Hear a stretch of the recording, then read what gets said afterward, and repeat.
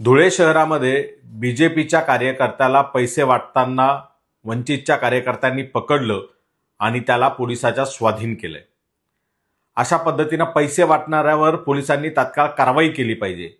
मात्र धुळे शहरातील पोलीस हे पैसे वाटणाऱ्यांवर कारवाई करण्याऐवजी ज्या वस्तीत त्यांना पकडलंय त्या वस्ती बाहेर मोठ्या प्रमाणात पोलिसांचा फौजफाटा तैनात करून वस्तीतल्या मतदारांवरती दहशत निर्माण करत आहेत। आम्ही निवडणूक आयोगाला आवाहन करतो की त्यांनी तात्काळ यात लक्ष घालावं। धुळेच्या एसपीला त्यांनी जाब विचारावा की पैसे वाटणाऱ्यांवरती काय कारवाई केली आहे आणि मतदारांना या पद्धतीने दबावात घेण्याचं कारण काय आहे।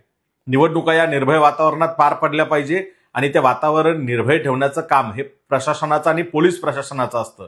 मात्र या ठिकाणी एखाद्या विशिष्ट वस्तीच्या बाहेर मोठ्या प्रमाणात पोलीस फौजफाटा हा तैनात करून तिथल्या मतदारांवरती दबाव टाकण्यात येत आहे, दहशत निर्माण करण्यात येत आहे।